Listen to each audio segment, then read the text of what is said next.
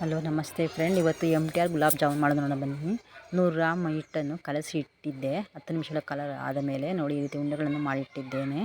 ಮತ್ತು ಎಣ್ಣೆ ಕಾಯಿ ಇಟ್ಟಿದ್ದೇನೆ. ಒಂದು 1/4 ಕೆಜಿ ಸಕ್ಕರೆಗೆ 2 ದೊಡ್ಡ ಲೋಟ ನೀರು ಹಾಕಿ ಪಾಕ ಬರೆಸಿಟ್ಟಿದ್ದೇನೆ. ಮತ್ತು ಈ ಎಣ್ಣೆ ಕಾದ ಮೇಲೆ ಗ್ಯಾಸನ್ನು ಸ್ಲಿಮ್ಮಲ್ಲಿ ಇಟ್ಟು ಉಂಡೆಗಳನ್ನೆಲ್ಲ ಹಾಕಿ ಈ ರೀತಿ ಸಣ್ಣ ಉರಿಯಲ್ಲಿ ಒಂಬಣ್ಣ ಬರೆಯುವವರೆಗೂ ಬೇಯಿಸಿಕೊಳ್ಳಬೇಕು. ನನ್ನ ಚಾನಲ್ಗೆ ಸಬ್ಸ್ಕ್ರೈಬ್ ಮಾಡಿ, ಲೈಕ್ ಮಾಡಿ ಫ್ರೆಂಡ್. ನೋಡಿ ಈ ರೀತಿ ಒಂಬಣ್ಣ ಬಂದಾಗಿದೆ. ಈಗ ಇದನ್ನು ಎತ್ತಿ ಪಾಕದೊಳಗಡೆ ಹಾಕಬೇಕು. 1 ಏಲಕ್ಕಿಯನ್ನು ಪುಡಿ ಮಾಡಿ ಹಾಕಿದರೆ ಫ್ಲೇವರು ತುಂಬ ಚೆನ್ನಾಗಿರ್ತದೆ. ಜಾಮೂನು ತುಂಬ ರುಚಿಕರವಾಗಿರುತ್ತದೆ. ಒಮ್ಮೆ ಮನೆಯಲ್ಲಿ ಮಾಡಿ ನೋಡಿ.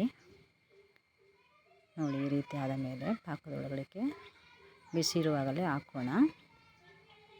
ಹಾಕಿ ತಟ್ಟೆ ಮುಚ್ಚಿದರೆ ಒಂದು 10 ನಿಮಿಷ ಕಾಲ ಚೆನ್ನಾಗಿ ಉಬ್ಬಿ ಬರುತ್ತದೆ. ಜಾಮೂನು ತುಂಬ ರುಚಿಕರವಾಗಿರುತ್ತದೆ. ನೋಡಿ ಯಾವ ರೀತಿ ಜಾಮೂನು ಚೆನ್ನಾಗಾಗಿದೆ ಎಂದು.